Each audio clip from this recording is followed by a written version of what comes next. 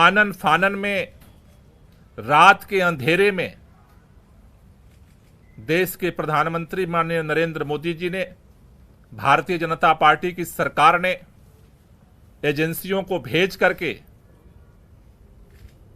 देश की राजधानी के चुने हुए प्रचंड बहुमत के मुख्यमंत्री को सरेआम गिरफ्तार किया है। वो आज देश के लिए एक कलंक है। भ्रष्टाचार के आरोपों में घिरे दिल्ली के मुख्यमंत्री अरविंद केजरीवाल को ईडी द्वारा गिरफ्तार कर लिया गया। क्या राजनीति के गलियारों में भ्रष्टाचार की जड़ें इतनी गहरी हो सकती है कि एक नीति निर्धारक एक पूरी पार्टी की नींव को हिला सके? आज की हमारी खास पेशकश में हम दिल्ली के मुख्यमंत्री की गिरफ्तारी और इसके राजनीतिक परिदृश्य पर पड़ने वाले प्रभावों की गहराई से जांच करेंगे। नमस्कार, आप देख रहे हैं एयर न्यूज। दिल्ली की राजनीतिक नाटकीयता के बीच अरविंद केजरीवाल, जो कि भारतीय राजनीति के एक प्रमुख चेहरे हैं, उन्हें दिल्ली की आबकारी नीति से जुड़े भ्रष्टाचार और मनी लॉन्ड्रिंग के आरोपों में ईडी द्वारा गिरफ्तार किया गया।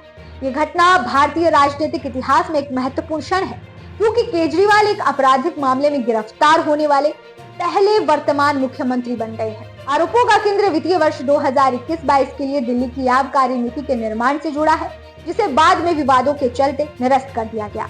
केजरीवाल द्वारा ईडी के समन की बार बार अनदेखी करने के मामले पर जांच की गहराई और ज्यादा बढ़ गई, जिसके परिणाम स्वरूप उनकी गिरफ्तारी हुई। केजरीवाल की गिरफ्तारी 2024 लोकसभा चुनावों से ठीक पहले एक राजनीतिक रूप से संवेदनशील समय पर हुई है। राजनीतिक परिदृश्य पहले से ही अपेक्षा और अटकलों से भरा है और यह विकास आपकी चुनावी रणनीति में एक जटिलता की परत जोड़ता है।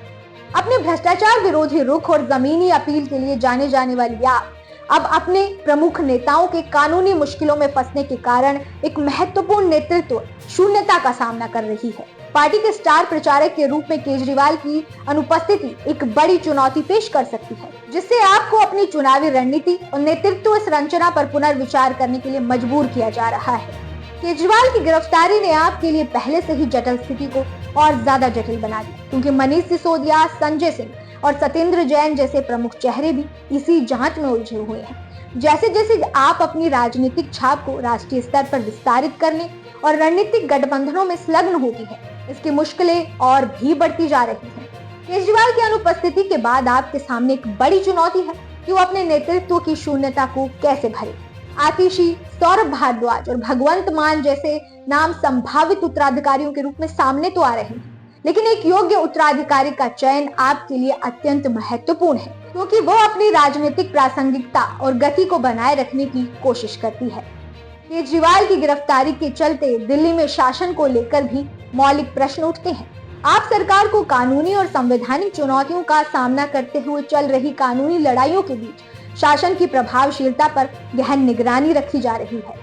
इस अस्थिर माहौल में अपने शासन एजेंडा को बनाए रखने और चुनावी वादों को पूरा करने की पार्टी की क्षमता अधिक संदिग्ध होती जा रही है। आपकी केजरीवाल की गिरफ्तारी के जवाब में रणनीतिक चालों और जनसंपर्क का एक नाजुक संतुलन दिखाई देता है। पार्टी की कोशिश है कि वो इस गिरफ्तारी को एकता के बिंदु के रूप में उपयोग करे और अपने समर्थकों को एकजुट करे। वैसे इस गिरफ्तारी और जांच से ये स्पष्ट होता है कि भ्रष्टाचार के खिलाफ लड़ाई में कोई भी उच्च स्तरीय व्यक्ति अछूता नहीं है। इससे न केवल भ्रष्टाचार के खिलाफ जागरूकता बढ़ती है, बल्कि ये भी संकेत देता है कि कानून के सामने सभी समान हैं, बशर्ते कि वो विपक्ष का नेता हो। अगली वीडियो में हम इस घोटाले के अन्य संदिग्धों और उनके द्वारा किए गए कार्यों की गहराई से जांच करेंगे। क्या वास्तव में ये एक व्यापक नेटवर्क है? इसके पीछे कौन है और इसके तार कहां तक जुड़े हुए हैं? इन सवालों के जवाब हम अगली वीडियो में तलाशेंगे। नमस्कार, आप देख रहे थे एयर न्यूज।